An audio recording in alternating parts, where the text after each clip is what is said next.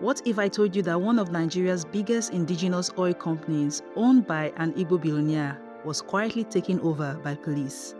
Its headquarters sealed in Victoria Island, Lagos, and its debt reportedly exceeds $2 billion. But here is where it gets controversial.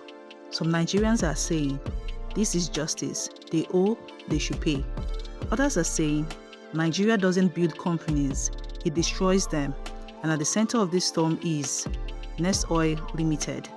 Now, the real question is not just about debt. It is about power, money, and survival in Nigeria's corporate jungle. In late 2025, something unusual happened in Victoria Island. Lagos Billionaire District, the headquarters of Nestoil Limited, was sealed.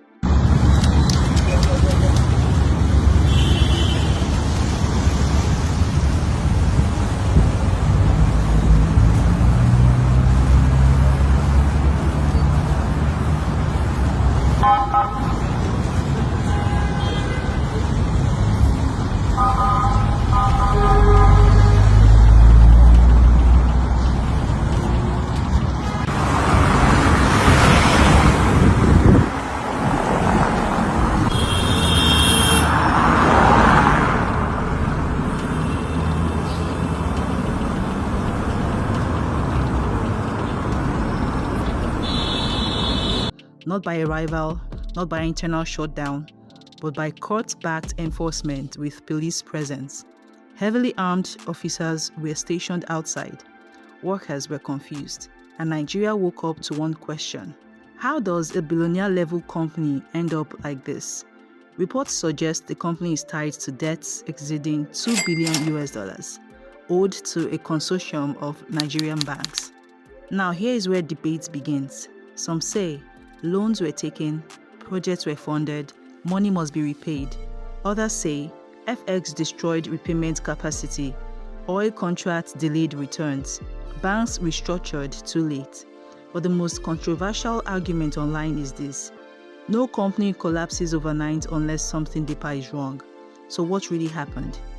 Now the conversation has moved beyond business because Nestoil Limited is widely associated with public discourse with IGBO billionaire businesses in Lagos. And this is where emotions explode online. Some people are asking, is this another pattern of IGBO businesses being targeted in Lagos? Others strongly disagree. Stop tribalizing debt. This is pure business failure risk, but the truth is uncomfortable. Nigeria's biggest businesses, regardless of ethnicity, operate in one of Africa's riskiest financial environments. Still, perception matters, and perception is now part of the controversy. The legal battle is not simple. There are federal high court injunctions, appeal court reversals, receiver-manager takeover, police enforcement presence. At one point, the company regained access. Then later, enforcement was restored again. This raises a bigger question. Is Nigeria's legal system predictable for billion-naira businesses, or is its corporate survival dependent on court timing, political influence, banking pressure? Then another allegation enters the conversation. Some commentators claim salary arrears up to 9 months, poor internal management, financial distress before sealing. If true, then the question changes. Was this a healthy company unfairly targeted, or a failing company finally caught by reality? But here's the issue. There is no unified public confirmation, so the internet fills the gap with opinions, and opinions become truth online. Now the bigger national question emerges.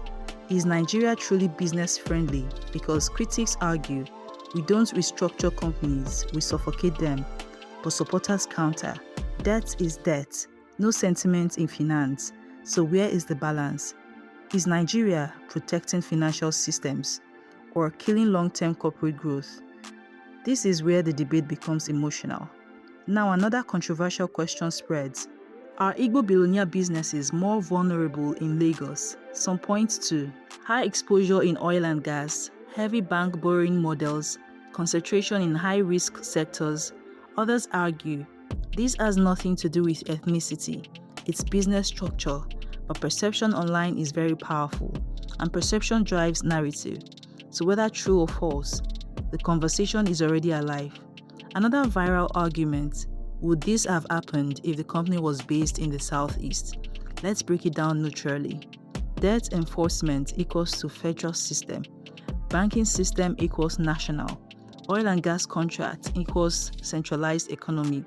So location would not erase debt obligations, court enforcement, financial restructuring, but perception still remains. Maybe regional support would have softened the landing. This is opinion, not fact. Experts say the real issue is not just one company, it is systemic. Overexposure to oil sector lending, weak early intervention, corporate over-leveraging. So whether it is Nestoil Limited or another firm, the pattern is similar. So let's end with the uncomfortable questions. Is this a fair enforcement of financial discipline or a silent collapse of one of Nigeria's indigenous corporate giants? And more importantly, are IGBO billionaire businesses in Nigeria truly protected? Or are they just surviving a high-risk system? Let's be honest, no emotional answers, just truth. Because this is not just about Nestoil, it is about the future of Nigerian corporate power.